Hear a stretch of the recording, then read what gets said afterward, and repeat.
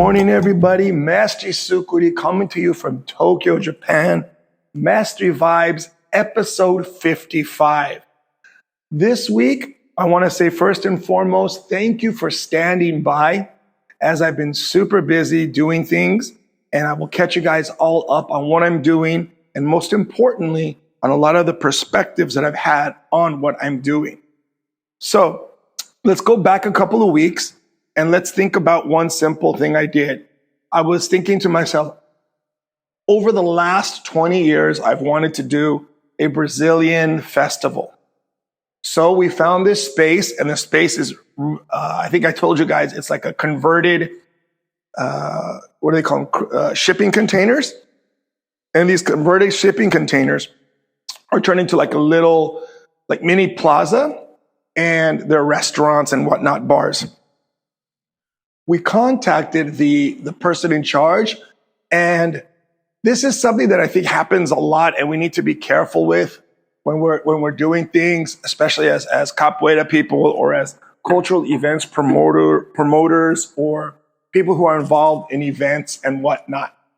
The big thing that I realized was a lot of times, me personally, I'm so good in a way of motivating people that they think that it equals me doing everything. And this is what I mean by that. So I was talking to the event promoter, and really, really professional, really great guy. But as the event started, moving forward, I realized more and more that I was doing all the work, and they were just going to get a free event for their space. Now, if that was the case, I would have said, okay, that's fine. But if I'm renting the space, then I want to make all the money that comes in. But the deal was the restaurants would also operate the ones that pay the rent, which makes perfect sense. But then at the end of the day, I'm doing 99% of the work, 99.9% of the work. And when we ask them, hey, can you help with the infrastructure? They never answer. So a few days pass by. And this is something that I'm really happy that I'm able to do now. And a lot of this is because of you guys here on Patreon, is that I can just walk away. I don't have to chase after every penny just to survive from academia, that now I can pick and choose what I want to do. And of course, Patreon helps. We have a lot of students now, and I'm really blessed with everything I have.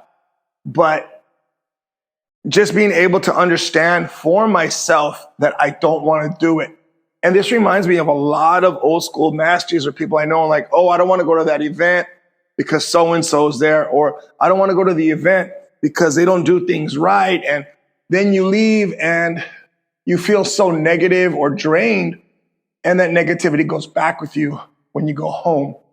So the moral of this recap of this mini story is that if you don't feel good about something from the onset, yeah, you might want to take a second to think about it. But at the end of the day, if you don't feel good, just walk away. Save yourself a lot of time and energy. And people use this catchphrase of time and energy a lot. But the truth is, time is so valuable that you can't put it together. And I'd put in about 40 hours or more of putting into that event. I confirmed all the artists. I'd separated everything that I needed to do. That was going to be sponsored by our Patreon page in small part, but I realized that it's just not worth it if I have to do everything, unless I'm going to get an equal amount in return. And I'm realizing more and more as I get more stable, and I want to say stability for me as a capoeira teacher is the purest meaning of success. Stability is everything. And so walking away was just a really good feeling to be able to do. In the morning, I looked at my wife and I said, yeah, baby, you know what? It's too much work. I'm good. And I just wrote a nice email and said, thank you very much. The place said, please, if you have anything in the future, let us know. But then here you go. You're not burning bridges or anything, and you're making good relationships. Who knows what might happen in the future, right? But for this point, it's just walk away. It's just business. It's just maturity and stability of mental understanding of how you react to things, that you're not upset or anything. I just cut my losses and left and no feeling. And then in the process of all of this, there's also a big show that kind of came up. It's really cool. I think some people saw the pictures. I was at the, I want to say Marigawa Racetrack Club. This is a racetrack club that caters to very, very wealthy people in Chiba. I found out that the sign-up fee is about, I want to say, almost $300,000 US. That's the sign-up fee. Then you got to rent out the place to put your car, and it's really just for people who have money and like car racing. The owner of a very big pharmacy in Japan, a very big pharmacy chain, was sitting over there, and people were like, "Oh, that's so and so." And I was like, "Wow, that guy's got a lot of money." He had 2 mini Formula One type race cars sitting in front of him, and I mean, I was like, "Wow, that's like exuberant amount of wealth." But I was like, "Cool." They'd asked us to perform at their parade, and we're putting that all together. They want a samba parade, and I'm putting in probably Mestre Linguiça and me on capoeira, and get some Brazilian dancers who are just really great people to work with, and some Brazilian musicians so that we can make a parade for them.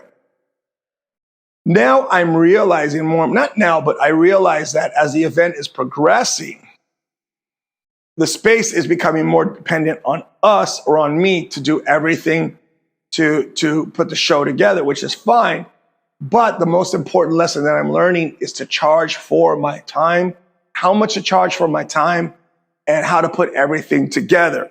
Even if I don't perform in the show, I still need to get paid for all the organization as an event company. And a lot of times capoeira teachers will think their time is not of value.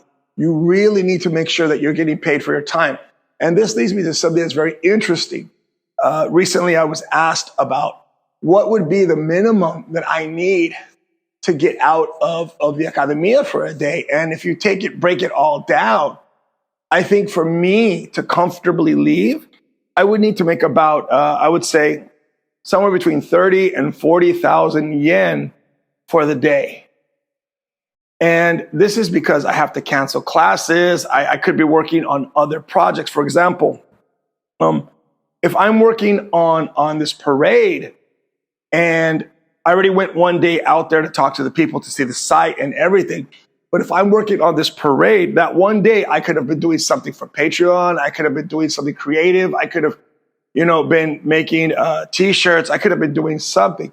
So the moral of this story is don't forget that every minute that you use, every minute has value to it. For example, if you take the day off to go relax, that's fine. Or you could have taken the day to make T-shirts or create a new event or to go practice music or do anything. But everything has value when it comes to time. Of course, you have to understand not everybody's time is the same value. For example, my time is not as valuable monetarily as, for example, the time for the guy who owns the pharmacy. But to me, my time is valuable. And I try to look at that in a very positive and actually realistic way. What is my actual value per day? This takes me to the next thing. We went to Korea, and I want to talk a little bit about Korea and how the event and a couple of points I hope people will keep in mind as they listen to this podcast today. So we arrived on the Friday. We left early, and with me went my 3 kids, my wife, Mestre Linguiça, and his 4-year-old son. And we had the best weekend possible.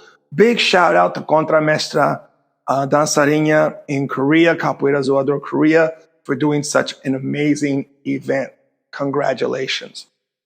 I went with the intent of seeing how things are at this point for Contramestra Dançarina and Capoeira Zoador in Korea. What I mean by that is that I wanted to see what I could do to elevate what she does and help her where she needs it, as I personally see she needs in Korea. So we arrived on the Friday night. I'm first going to talk a little bit about the schedule. Contramestra Jacaré was doing a workshop on Friday night. And this is something that it's all a process of how we move forward. Contramestra Jacaré prepared the most excellent workshop. It was awesome. But the workshop was only geared to advanced Capoeira Zoador students or people who have a higher level of Capoeira understanding and movement. So half of the class was Contramestra Dançarina's new students. And I stepped in, and this is not something wrong. If you see somebody who could use some help, if you've created the relationship of trust over ego, then you can ask if they need any help, or you can recommend something. And about 10 minutes into the workshop, I realized that half the students were we can barely Jenga. We just started less than a year. And it was about I want to say good 12, 13 people. So I raised my hand politely. Contramestra Jacaré. I'm noticing that a lot of the people in the back aren't keeping up. Would it be okay if I took them aside and worked with them on other things, like basic stuff like Batizado or core Zoador, vocabulary understanding and movement understanding, and focusing on body mechanics and footwork? And he said, fine, thank you, Mestre, go ahead. And I said, thank you. And these kind of things are really important to be able to create team loyalty, team trust, and team respect, right? I wasn't stepping on his feet. I was saying, okay, I saw this. From my experience, I realized that these people are not keeping up and I can help. And at the same time, if that ever happened, I would love it if people like my students, especially like my Contramestra Jacaré is like my right hand. And he's so great that like, I would hope that, oh, Mestre, I'm seeing some people back here. They're not really understanding. Can I work with them? Yes, please. Most of the time, because of my experience in what I do, I tend to already know what needs to be done. And I'll say, hey, Contramestra Jacaré or Mestre Linguista, can you help me with this situation? And I tend to be able to do it because I spot it a lot sooner, because this is what I do professionally. This is what I do as a job. And it worked out really well. He did an excellent workshop. The advanced students were very happy. The new students were very happy. It was lovely to hear one student said, Mestre, we really appreciate what you did and for sharing your passion of Capoeira. Like people were like, oh, we can feel your passion for Capoeira. And I think this is so important because students aren't dumb. They are very good at sensing your sincerity. You can pretend to be sincere for a while, but after a while, if you're not truly interested in what you're doing, it kind of starts to shine through. So I was really happy that I was able to share and already give the new students that energy of Mestre Sucuri and my passion and love and dedication to Capoeira. So I'm very glad. Congratulations, Contramestra Jacaré, on a fantastic workshop. And if we don't open these opportunities for people, then they're never going to have a chance to grow. You don't have to force anyone, but you need to be able to open those doors and those chances for opportunity to shine, to learn, to fail, and to grow. The next day was the workshop of Contramestre Cobrinha from Thailand. And honestly, there's a lot of things I want to give advice on. First and foremost, especially here in Asia, that you need to be able to have concise idea of what you want to do and what you want to do. First, I want to say, so for me, the difference between a workshop and a class is, in a class, you're running regular training methodology or regular training concepts or regular training physicality. While in a workshop, you are trying to share a concept in real time through exercise, music, or movement, or storytelling, so that the students or the people who are participating in the workshop can take that away and be able to grow on it, to build on it. For example, a workshop, and I guess in an easy way, is when you go to a workshop, it's like going to cook a hamburger.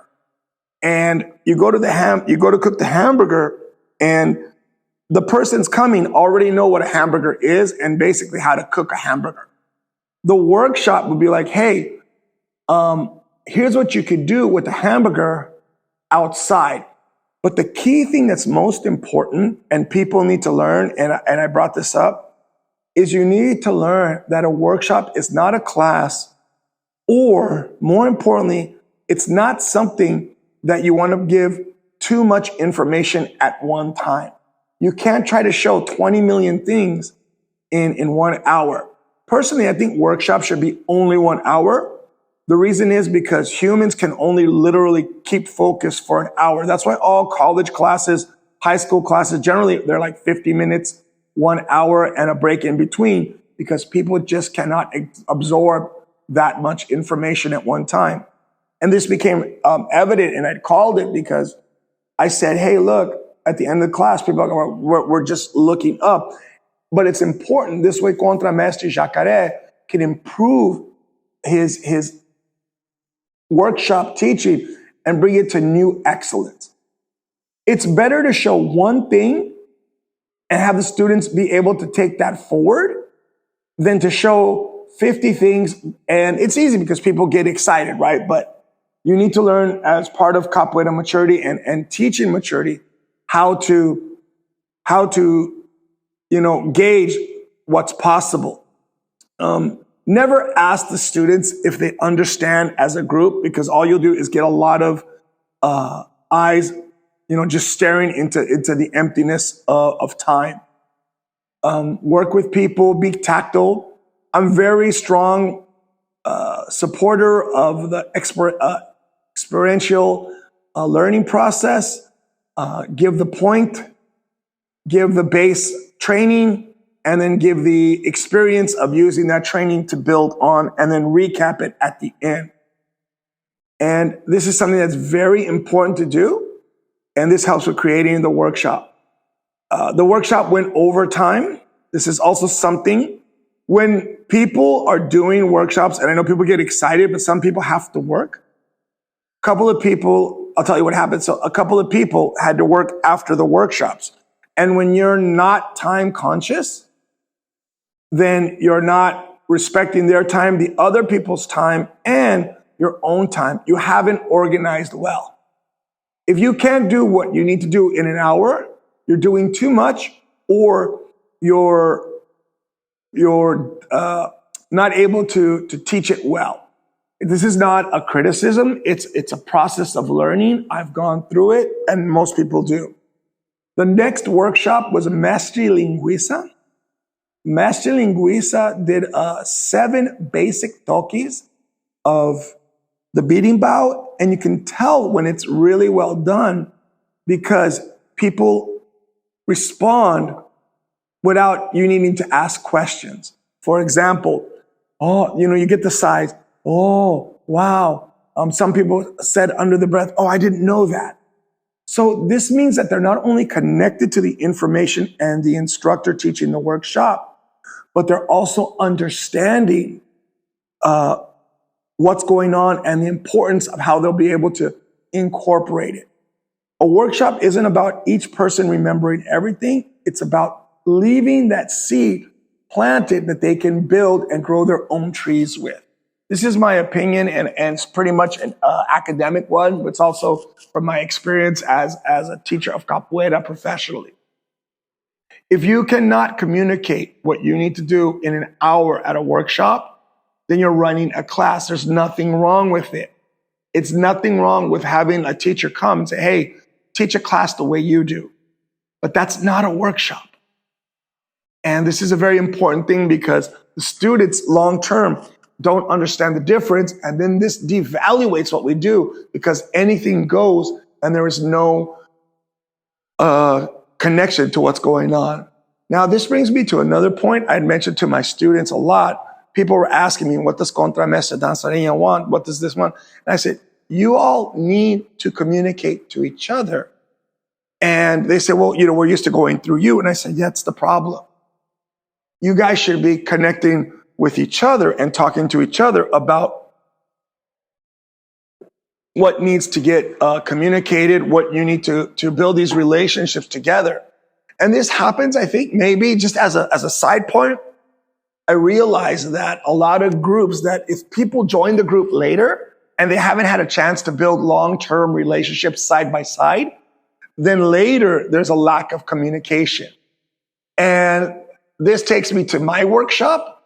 So I did the first workshop on Friday, helping Contramestra Jacaré. On Saturday, I did my workshop. My workshop was, what did I do? I can't remember now. Hold on. My workshop was a long weekend. My workshop was about, what did I do? Sense, spatial awareness, connecting your mental connection to capoeira, connecting to your partner, connecting to the music to create a understanding of a very good balance game with your partner. I gave some basic stories about myself learning capoeira back in the day. I gave some examples of what's important. Like, for example, looking at your partner, connected to your partner, understanding what's around you, connecting to the music. And we did some fun, like Jenga. I did some Jenga games. I did some Negativa games. And by the end, people were really like, wow, we're not really paying attention. People create this tunnel vision in capoeira, and they're just looking at their partner and disconnected to everything. I talk about how to connect to the music and how a capoeirista connects to the music from when it touches them coming into the academia or to the event or to the roda all the way until they leave, not disconnecting every 2 minutes. For example, do your secuencia. So you try to connect to the music, then the secuencia is done, you disconnect. And the music being playing in the background and the feeling and connected to it is so important. And my workshop was about that. On Sunday, we had the Batizado. At the Batizado, I took 20 minutes or so before the Batizado to have a group meeting, and we had some fun. And the first thing, I wrote on the board, Ile Mojuba. I wrote difference between a client, student, discípulo, and a disciple of capoeira. And I wrote the difference between mestre de casa, semi-pro, and pro. Very quickly, a client is someone who pays for a service. They come and they expect 100% what they're paying for. A student comes and is a little bit more involved. And a disciple is someone who is involved in the inner workings of the group and in the inner workings of what the instructor or mestre is doing. It's just a very simple one. I took that from my book, Capoeira Fire.